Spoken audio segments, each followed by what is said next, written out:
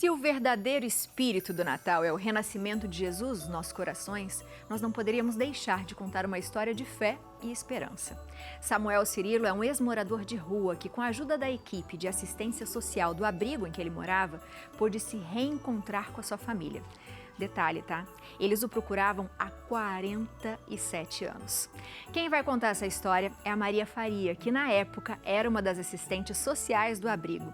Que demais, hein? Boa tarde, Maria. Seja muito bem-vinda à nossa casa. Boa tarde. Tudo bem, Maria? Bem-vinda. Obrigado. Obrigada, Viu, obrigada. pelo convite. A Maria vai contar a história pra gente, porque quando a gente leu a história, Maria, nós ficamos pensando, quem é esse anjo que utilizou do espaço da vida fora do trabalho, né, para encontrar uma família? Então a gente queria ouvir de você um pouquinho sobre a história do Samuel, do seu Samuel. Como é que foi? Como vocês se encontraram? Sim, em fevereiro de 2022, eu comecei a trabalhar nesse abrigo, esse albergue, né, uma casa de passagem. E o Samuel estava já nesse local há 4 anos, 4 para 5 anos. E como ele chamou logo a atenção, porque ele não se comunicava, né? Então ele sempre estava no cantinho dele, ele se chamava Luiz do Papel. Então ele tinha, né, a mania dele de pegar os papéis, tudo que ele via de papel, ele pegava esse papel, de alguma forma ele guardava. E ele se preocupava muito também em limpar tudo que ele via. Ele limpava, né, em volta, né, do abrigo, mas ele não se comunicava. Aí nós começamos então a equipe, né? Foi um trabalho em equipe. Eu só fiz parte dessa equipe também. Aí nós começamos então fomos buscar qual seria a identidade, né? Desse, que na verdade do papel, né, da assistência social é buscar mesmo resgatar a identidade do indivíduo, né? Então, e foi por aí que a gente começou. E levamos até a delegacia, foi reconhecido então através da digital. Aí nós descobrimos que o Luiz do Papel se chamava então Samuel Cirilo. Isso. Demais isso, né? E você fala Luiz do Papel e a gente tem algumas coisas aqui, tem várias, tá? A Maria trouxe várias.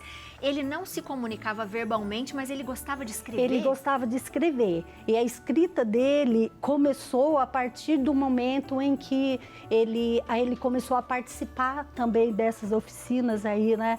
No CAPS, que a gente chama, né? O Centro de Atenção Psicossocial. Porque ele não tinha, né, ele não fazia uso de nenhuma substância ilícita, era somente o cigarrinho dele. Então ele começou a participar no CAPS, lá ele fazia esses desenhos, a partir daí a gente adquiriu lá, comprou uma mesinha, colocou, e tem umas fotos, né, dele lá, e foi aí que ele começou a mostrar todo esse dom aí de escrever, todos os tipos de música, e a gente foi acompanhando isso. Aí, a partir aí, então, dessa identidade Samuel Cirilo, mas nós não tínhamos nunca a ideia de que ele teria, né, tido, então, o porquê ele escrevia. Aí, no final da história, a gente descobriu tudo isso. Que demais. Existem muitas pessoas nessa situação, sem saber a identidade, sem saber de onde são. Tem muita gente assim, na casa de passagem?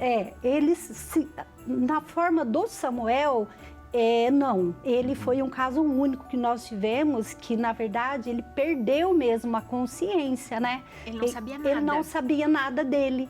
Então, caso o Samuel foi.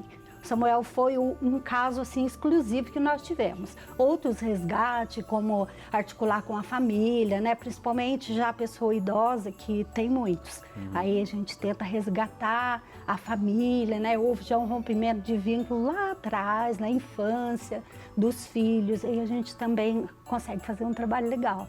É um trabalho de muito cuidado, né? Porque pensa, quando você fala de pessoas mais experientes na rua, provavelmente elas ficaram muito tempo ali, né? Sim. E a história deve ser dolorida, né? Sim, muita. Muita história de família mesmo, que a gente conseguiu aproximar a família, resgatar esse indivíduo e depois, logo após, ele faleceu. Mas faleceu, a gente fala com dignidade, com reconhecimento, que é com muito importante, isso, né? com a aproximação. Nós tivemos, assim, vários casos assim. Que legal. Aí eu queria saber também, e aí como é que você descobriu? Aí descobriu Samuel Cirilo, mas daí como é que encontra a família? Como é que foi isso? Isso. Então aí a partir do reconhecimento, fomos para o RG, né?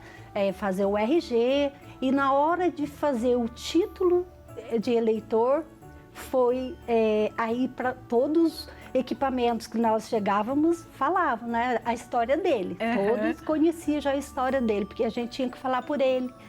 Aí no título de eleitor, no cartório civil, eles ali eles ouvindo, eles buscaram e acharam que tinha 2 irmãs, que essas irmãs haviam votado. Olha só. Aí foi a nossa esperança. Foi esse ano já mesmo que ocorreu isso, mais ou menos maio, que nós conseguimos essa informação. Aí falou até o nominho, né? Que seria uma Esmeralda. Esmeralda gravou mais pra gente. Aí, a partir daí, começamos a falar para ele, da família. Você tem? Ah, eu não sei. Mas você tem uma irmã que chama Esmeralda. Ele se alegrava. Tenho. Aí, depois, ele já gravou isso. Perguntava, como é o nome da sua irmã? Aí, ele falava que era Esmeralda. Que bonitinho. Isso. Aí, houve... não pudemos chegar até ela, porque ali houve um sigilo, né? O cartório não podia passar. Aí, a equipe foi para o MP, né, Ministério Público, ali foi mais uns 60 dias falando com a pessoa certa, buscando então para quebrar o sigilo. Aí também, quando a gente conseguiu quebrar esse sigilo, aí liberaram, né, aí já foi passando as informações, os nomes das cidades, né, ele nasceu em Coronel Fabriciano, fui eu mesma que fiz o pedido da certidão de nascimento dele. Aí, através lá de Coronel Fabriciano, foi que quebrou o sigilo e a gente começou a ter as informações. Que tem a parte burocrática, né? Isso, né? burocrática. Que demais. A gente tem um depoimento da família, vamos assistir. Minha mãe morreu, a gente era bem pequena. Eu era mais velha, de 3 irmãos menores. Meu irmão tinha mais 3 irmãos menores e o Samuel, na época, tinha quase 2 anos. Eu tinha uma irmã de 4 meses. Então, meu pai pegou e entregou a gente para outras famílias criar. E nisso, o Samuel foi dado para uma família e ficou algum tempo com essa família. Quando ele tinha 6 anos, uma outra família foi até a casa do meu pai e pediu para pegar o Samuel dessa família onde ele morava, porque ele estava sendo maltratado. Eles estavam indo embora para São Paulo e iam levar o Samuel. Ia cuidar dele como filho. Foi a promessa deles. E meu pai, na confiança, deixou ele embora. E eles levaram ele, tinha quase 7 anos. E eles passaram 47 anos, nós não tivemos nenhuma notícia. E eu continuei procurando, eu procurei de várias formas, procurei na internet. Eles me orientaram a tirar uma certidão de inteiro teor, e a certidão não dizia que ele estava morto, dizia que estava vivo, mas não falava mais nada. Então nós ficamos assim, sem saber mais como procurar. Foi quando a Maria, ali de Caçapava, e ela, né, resolveu saber a história de Samuel, procurar saber a história dele, e viu que ele, na verdade, não chamava Samuel lá. Lá eles chamavam ele de Luiz, de Luizinho do Papel, ele era conhecido. Ele perdeu a identidade que ele tinha, o nome que ele tinha. Ele não se lembrava das origens dele, não se lembrava de nada. Foi muita alegria para nós por ter encontrado o nosso irmão que estava perdido.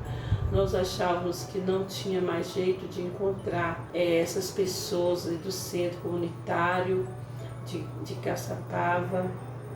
Veio ao nosso encontro, nos encontraram e fez com que trouxesse de volta para o seio familiar o Samuel. Que bonito isso, não é? Que lindo. Demais, a Maria se emociona aqui, né, Maria? É tão lindo, né? Mas como um acontecimento, né, lá no início da vida dele, desencadeou tudo isso, né, Abi? Como as coisas funcionam e como de isso uma maneira... fica traumático, né? Sim. E de você, de repente, se esquecer do que você viveu, porque aquilo, de repente, foi tão dolorido que o cérebro, acho que desliga, né? Para que você não sofra lembrando daquilo. E é tão bonito quando você vê outras pessoas se importando, porque a gente sabe que as pessoas que ficam às margens, né? Muitas vezes elas são invisíveis. Sim. Né? A gente sabe que elas existem, você sabe que tem as pessoas ali dormindo na rua, mas de tanto a gente ver, banaliza o nosso olhar e a gente começa a não se preocupar mais com elas. Mas elas têm vidas, né? E a gente coloca tudo dentro de uma única história, de uma única situação, e não. Exato. Eles são indivíduos, né? Cada um tem a sua própria história ali, né? O que buscou, o que está buscando. Sim. E como Isso é para mesmo. você ver quando isso acontece? Porque a gente viu o rostinho dele ali, ele já parece outra pessoa, né? Sim. Como é para você ver que deu certo, por exemplo? Nossa, é gratidão, é muita gratidão. Gratidão a Deus, porque o Samuel, para mim, é o resultado de todo um trabalho mesmo, em nome de toda a equipe, né, que junto, né, nós chegamos até aí. É um milagre. É um milagre. Que bonito isso. Quando vocês recebem as pessoas que chegam no abrigo, como geralmente elas chegam lá, Maria? Conforme você disse, eles estão às margens, né, da sociedade, já está ali a palavra, né, marginalizados. Eles chegam bem dessa forma, eles conscientes, né, ao contrário do caso do Samuel, ali eles têm uma história, tem família, tem uma história ali por trás daquilo ali. Então eles chegam necessitando de escuta, de acolhimento, é a primeira coisa, acolhimento humanizado, humano, porque eles são realmente um ser humano exatamente como nós. Não muda, assim, nós, né, pior ainda, porque eles chegam ali muitas vezes sem nenhuma esperança, dizendo mesmo, para mim não tem mais nada, eu não tenho família, eu perdi, e são inúmeros, né, as questões que levam essas pessoas a estarem em situação de rua. Que independente do que seja, né, do que levou a pessoa à situação de rua. Sim. O mais importante é pensar que as pessoas sofrem como uma doença. É uma doença, precisam ser tratados, né, cuidados, né? Sim. É uma doença como qualquer outra. Isso é tão bonito porque você faz isso diariamente, então que a gente possa ter esse espírito do Natal diariamente como você teve, olhando para o Samuel dessa forma tão carinhosa, viu? Obrigada! O que você deseja para o próximo ano, já que a gente já está no finalzinho já? Conte pra gente, Maria. Desejo, né, que muita saúde, né, e que a gente precisa da saúde mesmo para tudo aí, e que eu consiga ter, nesse mesmo, né, com essa mesma vontade, com esse mesmo amor aí, com esse mesmo calor humano, que eu consiga, que eu continue trabalhando, né, em prol aí dos meninos aí em situação de rua, um trabalho que eu me identifiquei muito, e que eu possa continuar encontrando outros Samuel aí pela vida e podendo resgatar, né, entregar de volta aí para a família. Amém. A nossa esperança é que você trabalhe cada vez menos. A verdade é essa. Esse seria o correto, né?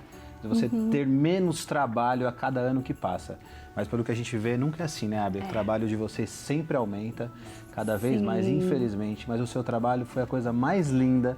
Parabéns de coração, viu? Obrigada. Que lindo foi o resgate dele. A gente ficou super emocionado. Muito obrigado. Muito obrigada. Espero que você tenha gostado. Que bom que você veio partilhar isso com a gente. E que Deus te abençoe, que a gente tenha mais pessoas com esse coração bondoso no nosso mundo, viu, Maria? Amém. Obrigada a vocês. Feliz Gratidão. Natal para você. Obrigada. Obrigado, Maria. Gratidão aí.